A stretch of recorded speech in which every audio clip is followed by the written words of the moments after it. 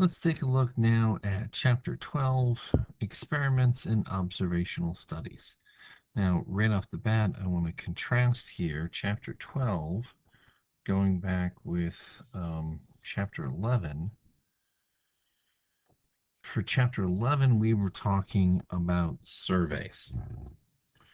Okay, so trying to, again, a simple random sample, try and get a group from the population that is representative of the population, and then you grill them with a whole bunch of questions. Experiments are completely amazingly different, and we can infer completely different things. So, first of all, an observational study, um, as the name somewhat implies, um, they're referring here to a study conducted at Mission Viejo High School in California. They compared scholastic performance of music students with that of non musical students. And hey, what do you know? Students who were involved with a music class playing an instrument had a much higher overall GPA, 3.59 compared to 2.91. Not only that, about 16% of the music students had all A's compared to 5% of the non-music students. Well, that's an observational study. You look at the way that things are, you try and identify a couple of interesting variables and do the number crunching that we'll get to later and see if there is a positive association. How strong is the association? But you're taking basically a hands off approach for an observational study.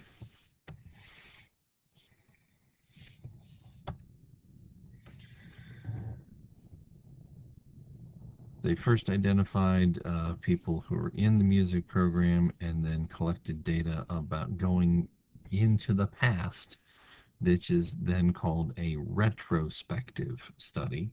Again, another term you need to know. Had they identified these students and then followed them throughout their high school career, checking in with them from time to time, that would be a prospective study. Observational studies are valuable for looking at trends, at relationships, at associations. You cannot say that there's a cause and effect relationship from an observational study. This is one of the hugely important ideas. You must understand this. Now, again, we're talking about observational studies and experiments here in Chapter 12. So hopefully you can understand that implication here. Observational studies can say that there is an association, but can never, ever, ever say there's a cause and effect, that increasing this causes the other one to go up or to go down. Experiments, however, we can do that because it's a very strict format that has to be used. In an experiment, we identify one explanatory variable that we can manipulate, and then again, what we're more interested here is what happens then to that response variable. An experiment randomly assigns subjects to the different treatment levels, and again, we'll get into examples of this, and compares the responses of the subject groups across those different treatment values. Okay. The experimental actively and deliberately manipulates the factors to control the details. Um, yeah, they've kind of written this backwards. The random assignment has to happen first. We apply the treatment and then we observe, is there a difference in the responses? The individuals or the objects on whom we are experimenting are called experimental units. If it's actual people, usually we call them either subjects or participants. A treatment is it could be a combination of specific levels from all the factors, again, depending upon how complicated things get. So they want to discuss four different principles here. Control is the first. We're going to do everything that we can to make sure that these two groups are as equal as possible in every conceivable factor that we can think of, so that we control for the intervention of other variables. Um, Now, again, randomize means something very different here when setting up an experiment. When we were talking about a survey, so you've got the population of interest, and we're going to try and choose a group, a sample from that population that's going to be representative of the entire population. When we're setting up an experiment, well, okay, say, gee, have you guys heard of any trials going on now for experimental vaccines? You need to gather a group of people who are going to be your subjects. Okay. The randomization part of it here comes in with the fact that of all the subjects of your experiment, they are going to be assigned to these different treatment levels randomly.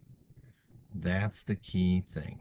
They have to be assigned to the different treatment groups randomly. It's science. It's the scientific method. You cannot have a good experimental design if other people cannot replicate your design. That's a huge part of how science works. Researchers in individual companies or at universities set up their experiments, they run the experiments, they analyze the data that comes out, and they publish that. Then other researchers, if it catches their attention, will look at the experimental design and try and set it up themselves wherever they are and replicate that experiment and see what the results are. And if they replicate the experiment and the results are the same, then we've learned something. Um, Margin of error is going to be something that we will calculate later. The fourth principle is blocking.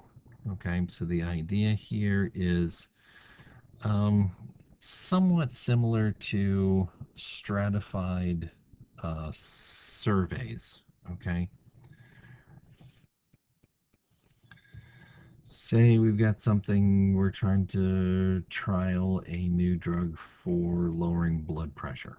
Okay, we group similar individuals together. Okay, so males in their 40s, males in their 50s, males in their 60s. Okay, but then within that block, we then randomly choose to put them into the different treatment groups. Okay, um, blocking is an important compromise between complete randomization and controlling who gets what. Um, it is not required in an experimental design. Okay, so that's why I put the little asterisk on it there. Okay, so we're going to take the group of people that we have and we are randomly going to assign people into group one or group two. Group 1 gets a certain treatment. Group 2 is going to receive a different treatment. Then we measure, again, the outcomes here, and we compare those results. So there's a simple diagram of how things are going to be set up. All right, so if the difference, the results here, if they're the same, well, even when the results from both groups aren't statistically significant, that tells us something, okay? Don't get the idea here that, well, in order for a successful experimental design, that you have to have a difference in the outcomes, in the response variables. No.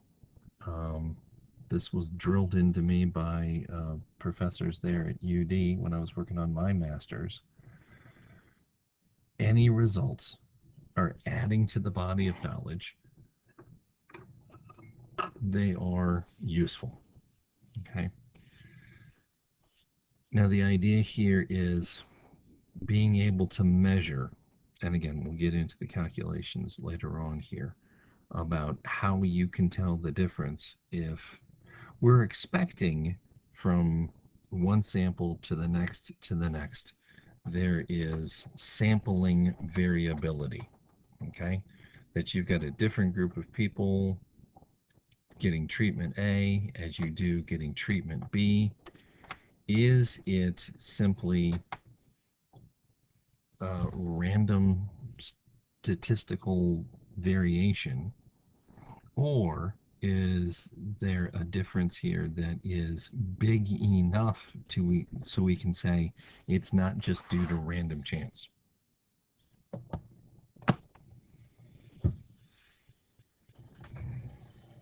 Again, randomization comes into play with experiments and samples just like they did with surveys.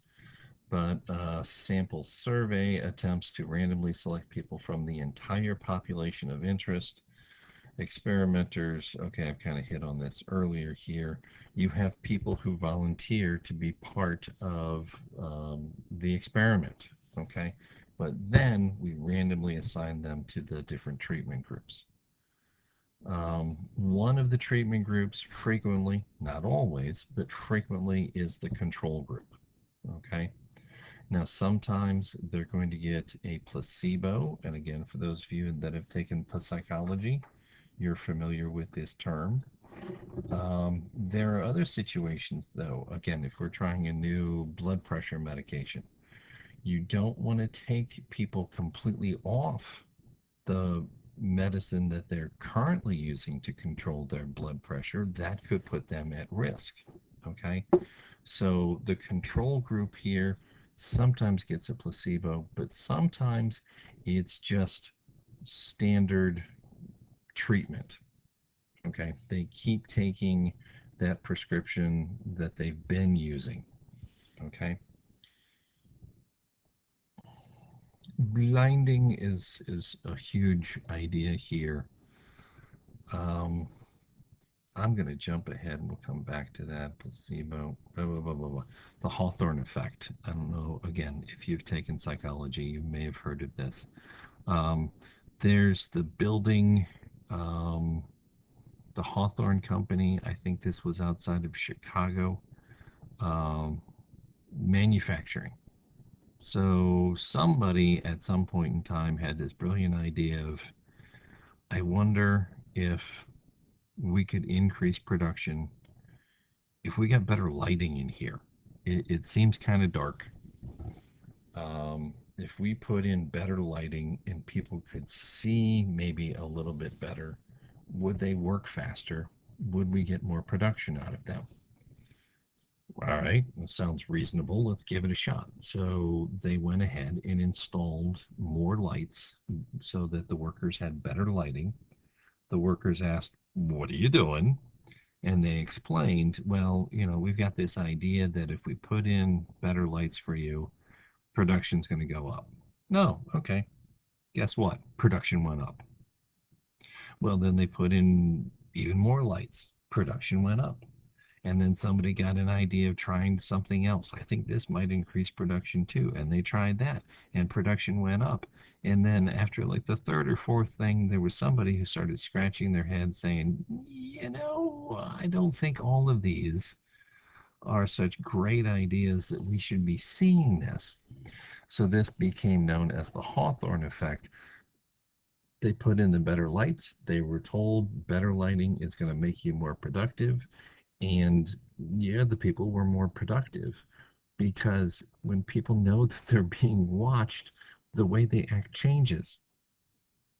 How many times have you been in a classroom and the principal or the assistant principal walks in?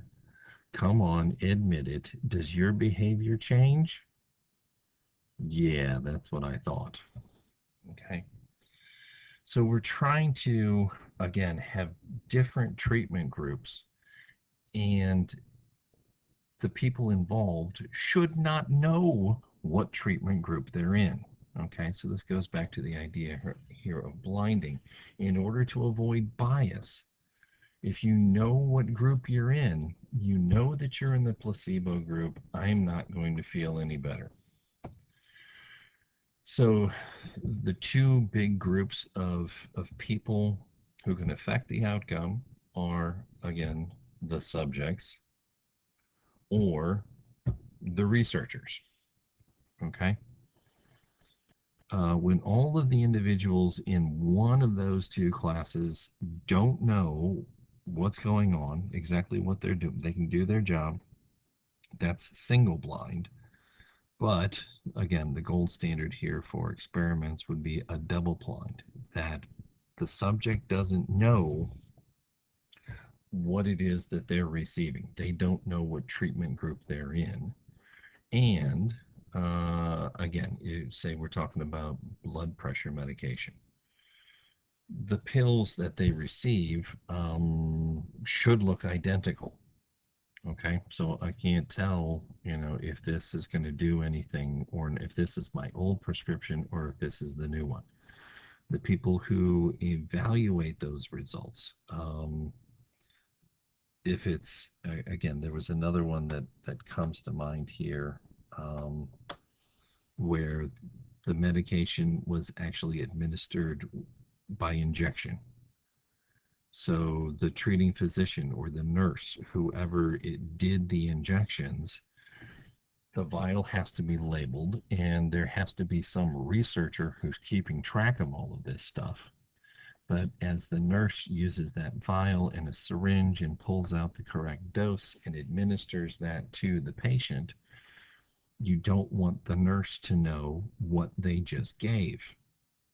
It's like, okay, hope you feel better soon. Ha ha, you got that placebo thing. You're not going to feel any different. No, you don't want them to do that because that's, again, going to introduce a source of bias. Okay, placebos, if you guys haven't heard of this before, it's a fake treatment that looks just like the real treatment. Okay, it's one of the best ways that people have ever thought of to keep the subjects blind of knowing what they're receiving or not. You can't set it up so that if the medication is given by injection, the one group is going to receive the medicine in an injection and the other group, you just don't get anything. No, they have to be receive an injection of something that's inert. um, Going way, way back, placebos were sometimes referred to as sugar pills because they would take like a capsule and fill it with sugar instead of the actual pharmaceutical. So, okay, you had something that you could swallow, but yeah, you just swallowed a bunch of sugar. I mean, it's no big deal. Unless, of course, you're trying to treat diabetes. That would be stupid. Um, the placebo effect is something where, okay, if you know you're getting the placebo, then yeah, you're not going to feel better. You've already decided ahead of time blinding is important. Oh, I'm just getting the placebo. I don't feel any better than I did yesterday. Um, Yeah. Okay. So the best experiments are usually randomized. They are comparative. Again, so the two groups there in all aspects are equal except for the treatment that they received. They are double blind and they contain a control group. Um, okay, so again, we talked a little bit about blocking. So here's some more of it here. Um, you separate the groups into the different blocks based on, like I said before, age group. But then within that block, they're assigned to the different treatments there in a random way, thus randomized block design, as I almost knock over my glass of apple cider. Um, so they talk about, all right, we've got this fertilizer that we think is going to be effective for tomatoes. So we're going to go out and we're going to spend some money and get some tomato plants, and we're going to apply this in different levels, and we're going to see um, how effective the fertilizer is, how juicy the tomatoes are, how tasty they are. So, all right, so we send people out and get, okay, from the one store, we could only find six of the type of tomatoes that we wanted. Went to a different store, we could find 12 of those. Okay, that should be enough. So we are then, all right, so all of the plants that we got from one store are in a block. The ones that we got from the other store are in a block. Okay, so that's the blocking idea here. And then from those 12 tomato plants that we got from store A, then we randomly assign them. We're going to do 3 treatment levels. So we put 4 plants each, randomly picked, and give them each of those 3 different treatments. So that 4 of the plants are going to get the full dose of our fertilizer. Um, 4 of the plants are going to get half of what we're saying the recommended dose would be. And then 4 plants, yeah, they don't know about the placebo effect. We can just have 4 plants and have them grow, water them like normal, but they're going to receive none of the fertilizer. Okay, that's our control group. But then from these other 6 tomato plants from store B, we have to take that block and randomly assign them in that same manner. Okay, so in the end, we'll have 6 different plants who got the full dose, 6 plants with half a dose, 6 plants who were in the control group and didn't receive any of the fertilizer. And then we compare the results. Okay, so here's a lovely diagram. Hopefully that helps clarify that whole blocking idea.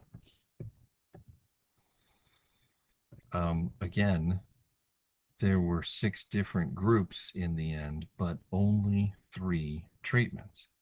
Either the full dose or half dose, or you were in the control and didn't get any fertilizer at all. Okay. Um, so if there's any differences from the plants that we got from one store and the other, by leaving them separated here, it's like, oh, all of those plants from store B didn't do as well as they did from store A. Okay, so there's a difference here in treatment 1 from block A and treatment 1 from block B. Is that consistent within our 2 blocks? Okay. Um, there's also the idea here of matching subjects, pairing them up either in a retrospective, well, I think it might be easier to do this in a prospective study, so that you match up individuals from the start of your experiment there. that are as close as possible and as many variables as you can think of, and then see what things, see if there's a difference between them as time goes forward. Okay. All right, I think I mentioned this before. Stratifying for sampling is the idea of blocking here for experiments. Again, it's trying to see, to minimize other factors, to minimize other variables. On the AP,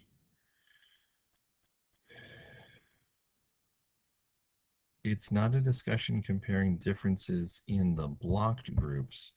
It's you'll have to write out a description here of why we're splitting things up in blocks to reduce the variability within those treatment groups. Okay. Um, yeah, adding more factors complicates the things here. Um, Maybe it's a combination of fertilizer and water. Okay, so we try this again. And this time we can grab 24 plants from the same place. So we don't have the need for blocking in this case. But how much of an effect does water play with the efficacy of our fertilizer? So one group is going to get the full dose of fertilizer and we're going to water it on a regular basis. Half a dose, water it on a regular basis. No fertilizer, but still water it on a regular basis. Will the fertilizer still help the plants grow effectively and become juicy and tasty without watering? Okay, I'm guessing that this group right here is going to wither and die. You know, again, they're trying to show you the diagram so that you get the idea here of two different factors. The fertilizer is one factor, watering is another factor. And again, we're trying to get the water here as basically a binary variable. Either we are going to water them on a regular basis or we're not. Okay. But the fertilizer, we're putting that in 3 different treatment levels. So getting a combination here of 6. Um, the major nemesis of all experiments are confounding variables. And again, we looked at remember looking at those silly graphs there about, how many movies Nicolas Cage makes causes, this horrible thing to happen. And yeah, you guys were great about, no, they're joking. This is sarcasm here. Um, Confounding variables. Okay. When you're setting up an experimental design, these can be fatal to your study. Okay.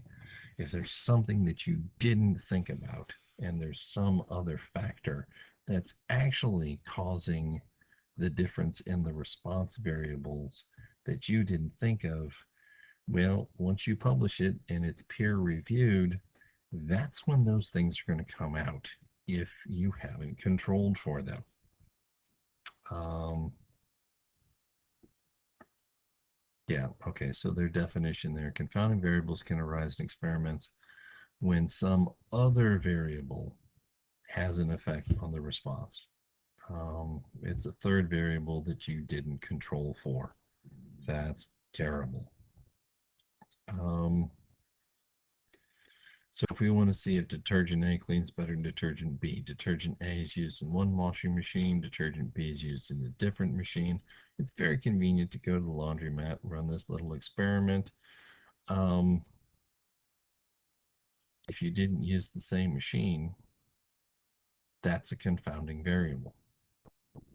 Yeah, who wants to sit there and you run a cycle with one machine and then run another cycle with the same machine? It's going to take twice as long. Look, these two are right next to one another. They're empty. Let's go. That's not good experimental design. And then, oh, this always sounds so sinister to me. Um, Lurking variables. Um, Again, you can have a variety of things that are having an effect on your response variable. Um, Sometimes we can discuss the potential effects of these other variables. So the distinction they're making here is that a confounding variable is something that may get in the way of, again, our x, and it's actually having an effect on the response, on y. Okay. A lurking variable is something that might be having an effect on both x and y. Okay. It makes it appear that x may be causing y, but it's actually this lurking variable that's affecting both of them. Okay. Again, blinding is an important idea, an important way to combat possible sources of confounding. Um, yeah, we can't often perform an experiment, so an observational study is a good choice. Every single medical experiment that's ever done has to be approved by an ethics board. There has to be a group of people, usually associated with a hospital, where you're going to be using the facilities, if not, actual patients of the hospital there. That you have to get it past a panel of medical professionals and make sure that what you're proposing as your experiment is ethical. Okay.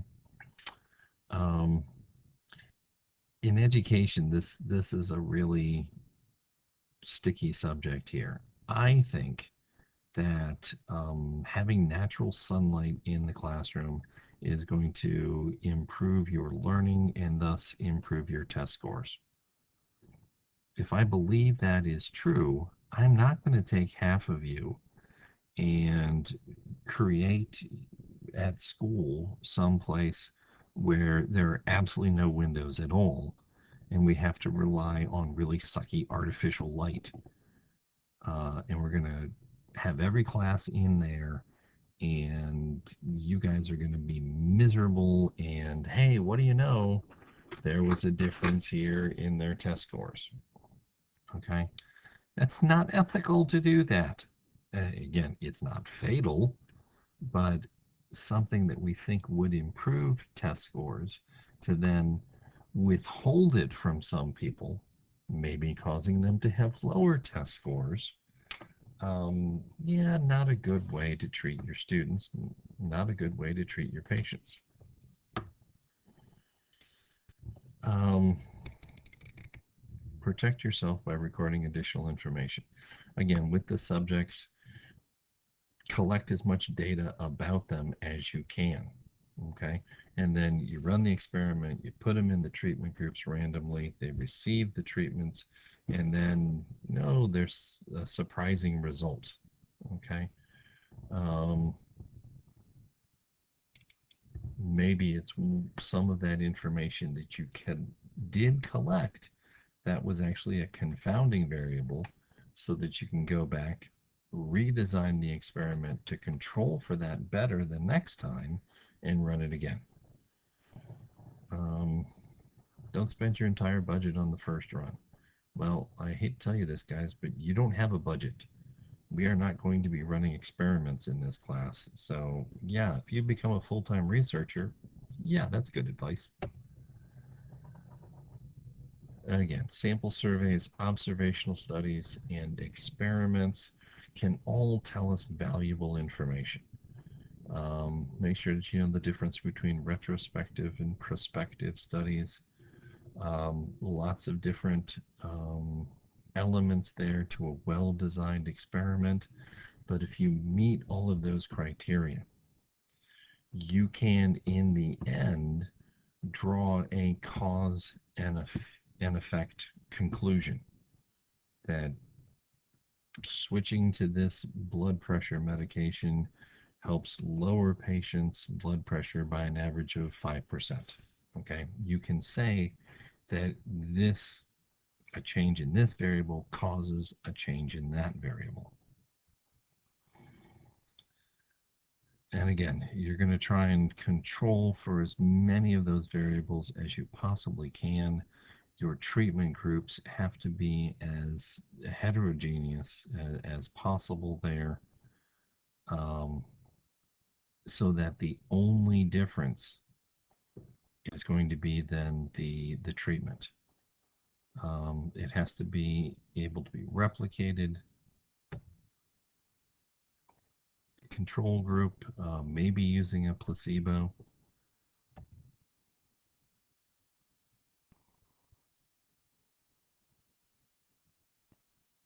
Yeah, yeah, yeah. As with a stratified survey, um, be able to justify blocking. Okay. Um, with any of the problems on the AP where it asks you about this, again, they're measuring how well you can communicate your understanding. So write in detail, be specific. Usually, that's funny during a pandemic. Usually, one of the six multiple choice questions, the free response questions, uh, is focused on survey and experimental design. So again, between here with chapter 12 and chapter 11, very important concepts. That's why we're talking about it. Um, again, don't go too far with the double blinding. Who's ever running the experiment has to know who's in what group. They have to know who's been given what. Okay, it's the subjects who are blind to what they're receiving. It is the medical staff, again, for example, who could be blinded to what they're giving, but somebody's got to keep track of all this stuff. Um, it's called double blind, not completely blind. Um, surveys, observational studies, we can say that there's an association, but not the cause and effect. Yeah, I would think that that one was fairly obvious. An experiment, we apply, we have the treatment that we impose upon the subjects of it. A survey and an observational study, we're hands off. Okay, I hope that's specific enough, and hopefully you can still understand me, even if you put this on like 1.5 speed. Take a look at OneNote. The assignment is there. And again, as usual, we'll go through any questions that you have and hopefully be ready for a quiz over chapter 12. Good luck.